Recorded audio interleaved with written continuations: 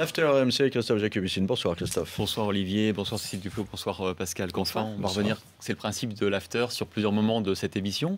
Des moments où peut-être qui méritent quelques éclaircissements. On va commencer par votre réaction sur les expulsions de camps de Roms.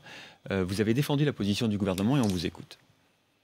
Il peut y avoir des démantèlements de camps parce qu'il y a des endroits où la situation de sécurité, tout simplement des gens qui y vivent, si on tentait qu'on puisse considérer que c'est vivre, est absolument dégradée. Mais qu'il faut l'anticiper et faire en sorte qu'on puisse reloger ces personnes. Alors le problème, Cécile Duflot, c'est que c'est pas ce qui se passe actuellement encore. Moi j'ai en mémoire une expulsion d'un camp, c'était à Hellem, dans l'agglomération lilloise, c'était le 9 août, et j'ai en mémoire ce père, Arthur Hervé. Mais c'est avant la circulaire. Oui, mais c'était votre gouvernement. Mais c'est avant la circulaire. Enfin, alors là, mettez l'intégralité de ce que j'ai dit. Ouais. J'ai expliqué qu'il y avait eu, une situation compliquée cet été, je crois que tout le monde est au courant. Il y a eu depuis une circulaire interministérielle signée par l'ensemble des ministres, à la suite d'une réunion présidée par le Premier ministre, qui a décrit les conditions qui permettent... ça n'existe plus. Voilà, c'est exactement ce que j'ai expliqué tout à l'heure. 1, Manuel Valls 0. C'est pas ça du tout la question. La question, c'est de trouver une position qui permette d'aborder cette question difficile à la fois sur un plan européen et aussi en France, et de permettre le relogement ou tout du moins la création de villages d'insertion, d'anticiper ces démantèlements quand c'est nécessaire, et c'est ce qu'on fait. Alors je vais me prendre la partie adverse, le point de vue adverse. Vous savez que le reloger des Roms qui sont dans des camps illégaux, ça provoque aussi des réactions chez certains Français qui considèrent que eux ne sont pas logés ou sont mal logés, et que la priorité, c'est d'abord de donner un logement aux Français ou aux résidents sur le territoire. Sur priorité aux Français, quand on commence à dire ça, en général, c'est toujours assez dangereux. C'est le sentiment de beaucoup de Français qui estiment qu'avant d'aider peut-être des Roms, il faudrait les aider eux. Non, je vais vous dire une chose assez simple. C'est que moi, je côtoie des gens qui vivent à côté de ces camps, et dont certains d'ailleurs ont connu ça. C'est-à-dire, qu'est-ce que c'est en français? Vivre dans des bidonvilles. On a connu ça en France. On les voit au bord des autoroutes, par exemple. On a connu ça en France. Et moi, je peux vous dire qu'à part des gens très insensibles, personne ne considère que c'est pas grave qu'il y ait des bébés qui dorment sous des cartons. Voilà, j'en connais pas beaucoup. J'ai pas dit que c'était pas grave, j'ai dit que j'entends beaucoup. Et par ailleurs, le relogement, quand on parle de relogement dans des villages d'insertion, il n'y a pas grand monde qui... et c'est une meilleure solution, c'est pas une solution idéale. Il n'y a pas grand monde qui trouve que c'est formidable. Cela étant, s'attaquer à la question du mal logement, c'est s'attaquer à la question du mal logement de tous. Bien sûr. J'ai parlé de la question de l'hébergement des sans-abri. Ça vaut pour les populations roms qui sont des sans-abri comme d'autres d'ailleurs, mais ça veut aussi dire qu'il faut construire davantage de logements sociaux et construire davantage de logements tout court. Et moi, je pense que c'est en menant une politique globale pour l'ensemble des populations que la France s'honore et que la France tient son rôle. C'est vrai, c'est logique de dire ça. Simplement, vous savez que nos moyens sont comptés, et que donc quand on explique aux Français qu'il faut faire des efforts, qu'il faut faire des restrictions budgétaires, qu'on va leur demander plus d'impôts, on comprend, vous comprenez, j'imagine quand même ce sentiment d'une partie importante de la population. Je crois qu'il y a très peu de gens de notre pays qui considèrent qu'il ne faut pas s'attaquer à la misère, et qui considèrent plutôt que c'est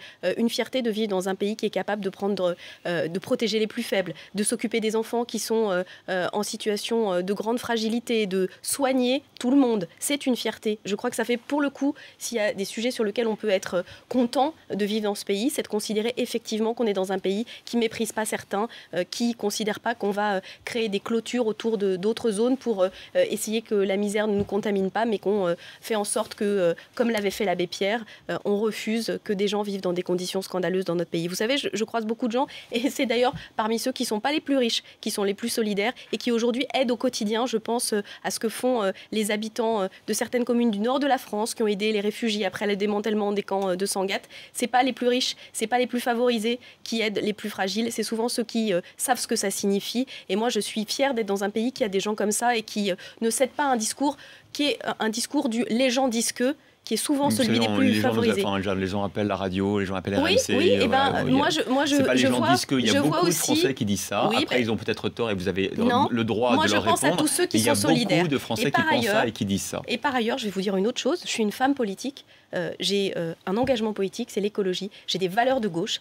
Ces valeurs de gauche, elles sont très claires. Elles considèrent que c'est pas la compétition, que c'est pas en écrasant les plus faibles qu'on va s'en sortir, que la solidarité, elle est au cœur de la politique, et que c'est au pouvoir public, à l'État de gérer ça. Que oui, c'est s'honorer d'agir dans l'action publique, de ne pas considérer que ne pas s'inquiéter des enfants qui sont aujourd'hui à la rue, ça fait partie d'une absence de priorité. Moi, je pense qu'au contraire, on doit l'expliquer, on doit le justifier, et moi, je suis fière d'être une ministre qui contribue à agir dans cette direction. Et c'est la raison pour laquelle je vous ai posé la question comme ça, je vous ai répondu. vous expliquer votre point de vue. On va rester quand même sur ces sujets sensibles, effectivement, de l'intégration, de l'immigration. Vous avez également réagi à plusieurs des déclarations de Jean-François Copé, candidat à la présidence de l'UMP contre François Fillon, notamment.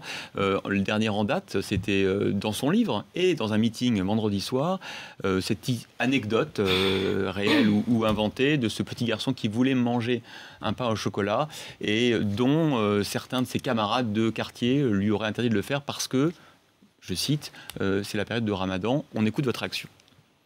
C'est rance, c'est pourri et ça c'est extrêmement dangereux dans la mesure où ça instille un état d'esprit, ça empoisonne pas seulement la vie politique du pays, mais ça empoisonne le pays lui-même.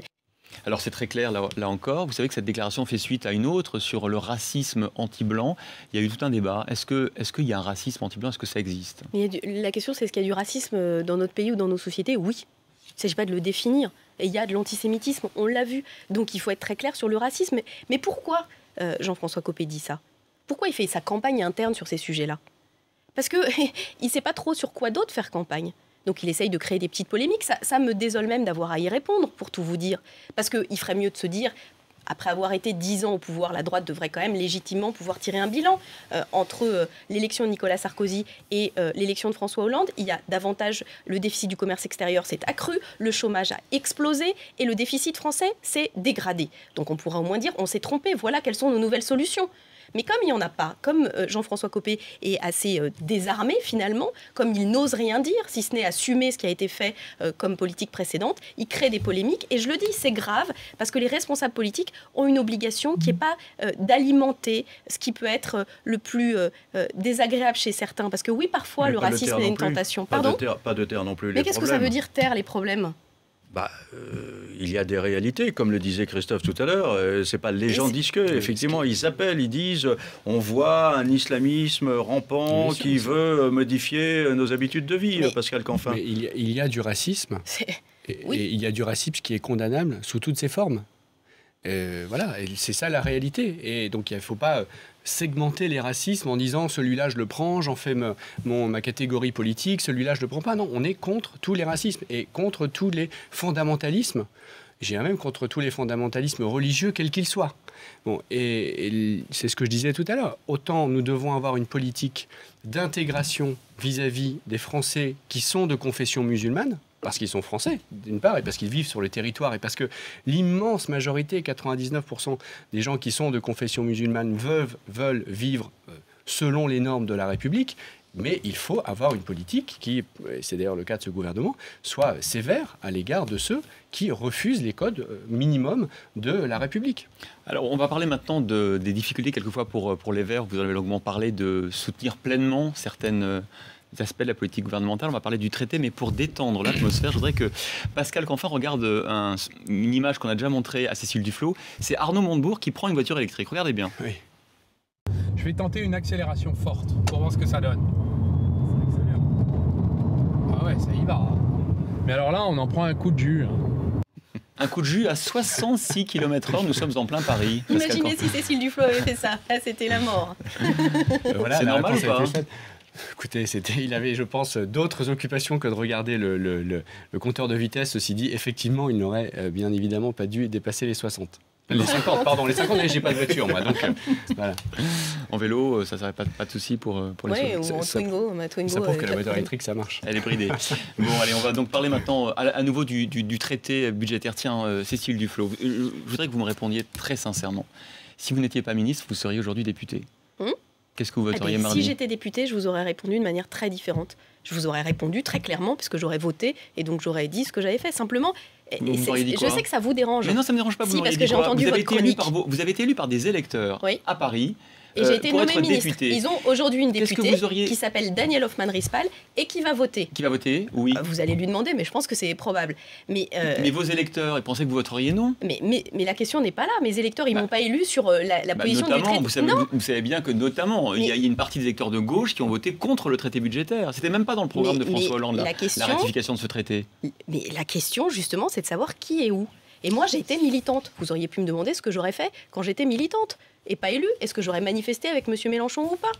Non, moi je suis ministre. Si j'avais été député, j'aurais voté non. Parce que la question ne se pose pas, parce que je suis ministre. Et effectivement, j'ai eu voté non. Mais j'ai eu différents statuts et je m'exprimais différemment. Et je faisais d'autres choses quand j'étais militante. Je faisais d'autres choses encore quand j'étais élue régionale et présidente du groupe Europe Écologie au Conseil régional. Et désormais, je suis ministre. Alors que certains qui m'ont vu en pull et dans des fauchages d'OGM aient du mal à faire la liaison avec aujourd'hui, ça c'est leur souci. Moi, c'est pas le mien. Moi, j'assume pleinement le rôle que j'ai aujourd'hui. Je le trouve parfaitement légitime. Et je peux vous dire que face à la crise qu'on connaît, je trouve ça bien, de façon générale, qu'on soit en situation d'agir. Oui, avant, on avait la possibilité d'avoir le ministère de la parole. Mais aujourd'hui, d'agir, de pouvoir apporter pied à pied des réponses, même quand c'est difficile, même quand c'est long, parce que la politique du logement, ça nécessite de la durée. Je trouve que c'est utile politiquement. Et je pense que c'est bien d'être en capacité d'apporter des solutions. Une question, les députés Europe Écologie Les Verts voteront le budget, car voter le budget, c'est un acte politique. Ils vont donc voter pour un budget qui sera complètement dans les cordes du traité européen.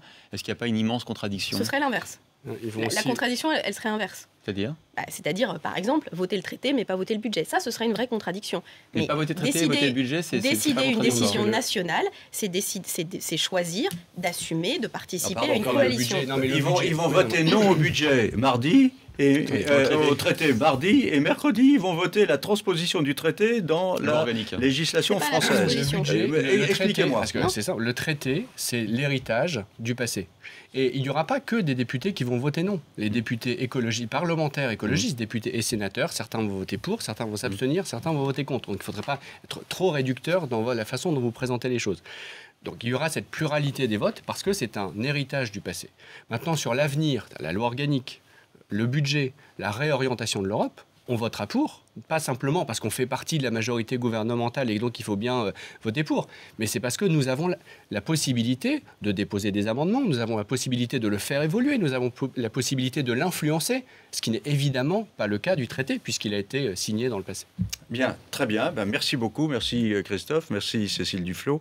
Merci Pascal Canfin. Tiens, Sébastien Loeb, pour la 9e fois champion du monde de rallye automobile. Posez-moi une question sur le classico. Vous trouvez ça formidable ou pas ? Posez-moi une question sur le classico. Sébastien Loeb, l'automobile, c'est pas votre truc. Bon, tant pis. Alors on en parlera. PGOM, on en parlera. PGOM, vous êtes pour l'OM, je sais. Voilà, comme moi. Allez.